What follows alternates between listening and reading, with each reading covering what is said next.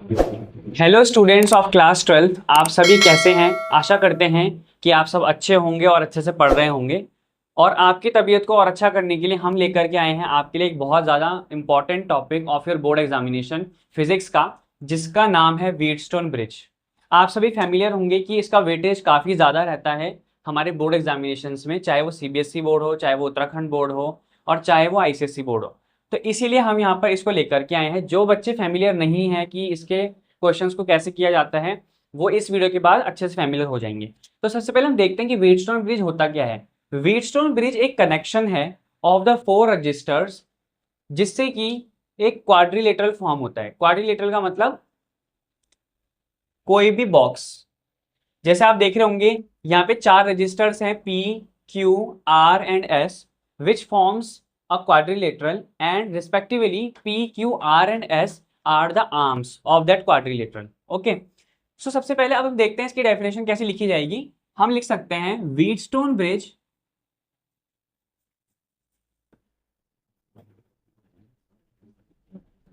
Consist of four resistors. Okay, इसमें four resistors होते हैं that makes the arms of a quadrilateral.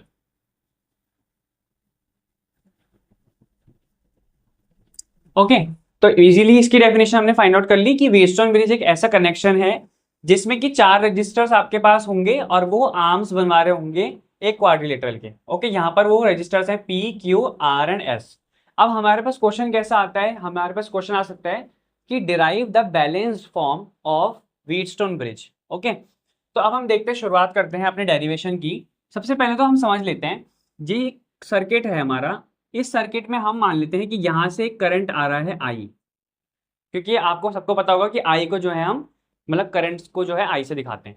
अब यहाँ पर अगर ये पॉइंट मैं लूँ कि ये पॉइंट मान के चलिए A है, ये पॉइंट B है, कोई भी नाम ले सकते हैं, ये C है, ये D है। तो इस A पॉइंट पे यहाँ तक तो ये करंट I आएगा, इसके बाद ये जो करंट है वो बढ़ जाएगा। यहाँ पर I1 चला गया और इस वाले डायरेक्शन में I2 करंट चला गया। ओके, और यहाँ पर एक गैल्वेनोमीटर का आर्म भी हमने जोड़ रखा है। What is galvanometer? गैल्वेनोमीटर एक डिवाइस होता है जो कि करंट को मेजर करता है। ओके, अब यहाँ पर हमने उसको जोड़ दिया है, तो यहाँ पर यहाँ तक तो देखिए I1 करंट आएगा। जैसे ही इस पॉइंट पे पहुंचा तो दो रास्ते आ गए हैं, तो यहाँ पर दो डायरेक्शन में फिर से करंट जो है फर्दर डिवाइड हो जाएगा। तो यहाँ पर क्या होगा, लेट्स से यहाँ पर G है, तो हमारा जो करंट आएगा वो है I स्मॉल g। और अब आप खुद से देखिए यहाँ पर कितना करंट पहुंच पाएगा। टोटल I1 करंट आ रहा था और IG यहाँ चला गया, तो यहाँ पे मैं लिख सकता हूँ कि यहाँ पर जो करंट की अब यहाँ पर कैपेसिटी है या फिर अमाउंट है वो है I1 माइनस IG। जितना करंट IG की तरफ चला गया उसको आप माइनस कर देंगे तो आपके पास में फॉर्म हो जाएगा कि BC जो आर्म है उसमें कितना आपके पास करंट आ रहा है। अब यहाँ पर समझिए इस यहाँ पर कितना करंट पहुंचेगा। यहाँ पर I2 करंट आ रहा था और यहाँ पर IG। अब इस पॉइंट पे दोनों मिल जाएंगे और यहाँ पर फर्दरली जो है आगे आगे बढ़ेंगे, फॉरवर्डली आगे बढ़ेंगे। तो यहाँ पर कितना करंट पहुंचेगा, I2 plus IG। That's it, आपको इतना ही समझना था, बाकी बहुत ईजी इसका एप्लीकेशन है।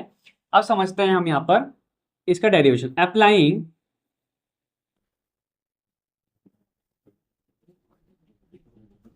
Kirchhoff second law in loop ABDA, मतलब जो पहला लूप है ABDA में किरचॉफ का सेकेंड हम लॉ लगाएंगे। तो आप सब फैमिलियर होंगे क्या था वो, अगर आपको नहीं याद है तो हम इसके लिए एक फिर से डिटेल वीडियो बना देंगे। इसमें हम क्या करते हैं, जो हमारा करंट आ रहा होता है उसके रजिस्टर से हम मल्टीप्लाई करवाते हैं। तो यहाँ पर क्या आएगा, I1P, इसी की डायरेक्शन में ये वाला करंट आ रहा है, तो यहाँ पर क्या आ जाएगा, प्लस I2G, एंड यहाँ पर क्या हो जाएगा, ये देखिए उल्टी तरफ आ रहा है करंट, तो हमारा क्या हो जाएगा, माइनस लग जाएगा, I2R बराबर आ जाएगा 0। ये हमारा इक्वेशन नंबर आ गया फर्स्ट। ठीक है, अब इसी के साथ में यहाँ पर क्या हो जाएगा, सॉरी यहाँ पर क्या है, आई जी है, इसको आई जी से दिखाएंगे हम। ऐसे ही अप्लाई करेंगे फिर से किरचॉफ लॉ को,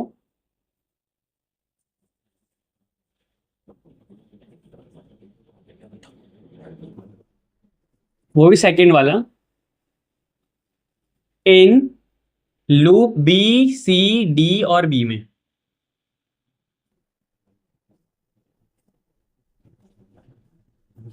यहां पर समझिए कहीं से भी आप स्टार्ट कर सकते हैं। तो यहां से अगर मैं यहां पे करता हूं तो आएगा, देखिए क्यू रजिस्टर है और करंट ये रहा, तो इसकी मल्टीप्लाई कैसे जाएगी, I1 माइनस आई जी की मल्टीप्लाई जाएगी क्यू में, फिर इस डायरेक्शन में था तो ये उल्टी डायरेक्शन में आ रहा है तो माइनस कर लेंगे हम, तो यहाँ पर आएगा I2 प्लस आई जी की मल्टीप्लाई आएगी एस में, और फिर फर्दरली इस वाले लूप में ये वाला हिस्सा फिर से है तो क्या आ जाएगा, प्लस माइनस, क्योंकि उल्टी डायरेक्शन में आ रहा है, आई जी जी बराबर 0। ये हमारे पास दो इक्वेशन आ गई।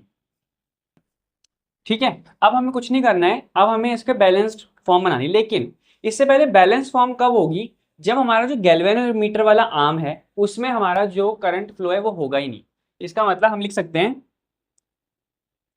On putting I of G is equal to 0 because there is no current flowing through, कौन सा आर्म है ये, BD। ठीक है, अब यहाँ पे जितने दोनों की दोनों इक्वेशन है फर्स्ट और सेकंड में, जहां पे भी आई जी है उसको आप 0 पुट कर लीजिए।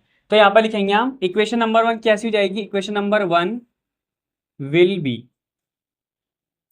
I1P तो एज इट इज रहेगा, प्लस 0 इंटू जी हो जाएगा, माइनस I2R बराबर 0। तो ये हट जाएगा, ये माइनस का टर्म उधर कैसा हो जाएगा, प्लस का टर्म हो जाएगा। तो यहाँ पर आएगा I1P is equal to I2R। तो ये आएगी थर्ड इक्वेशन। ऐसे ही इसमें भी करेंगे तो देखिए आई जी कहाँ कहाँ पर आ रहा है, आई जी यहाँ पे आ रहा है, यहाँ पे आ रहा है, यहाँ पे आ रहा है, तो इसमें रख लीजिए हिसाब से। इक्वेशन नंबर 2 विल बी कैसे हो जाएगी, I1 में से आई जी को घटा देंगे तो यहाँ पे बचेगा सिर्फ I1Q, I1Q। यहाँ पर आई जी हटा देंगे तो क्या आएगा, माइनस I2S,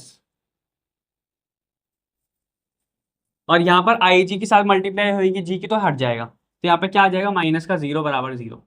तो यहाँ पर क्या इक्वेशन फॉर्म होगी, I1Q is equal to I2S, क्योंकि जो ये माइनस का टर्म है उधर जाके प्लस का हो जाएगा। तो ये इक्वेशन नंबर 4 आ गई हमारे पास में।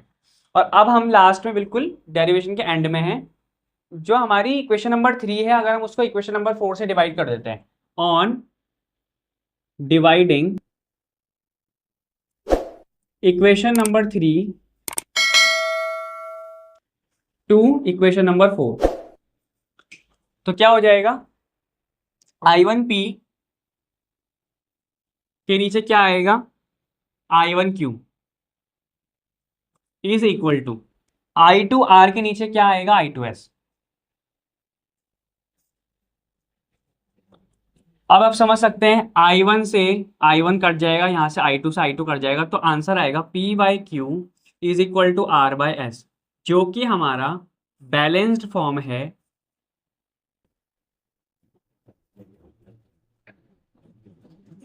Of Wheatstone bridge.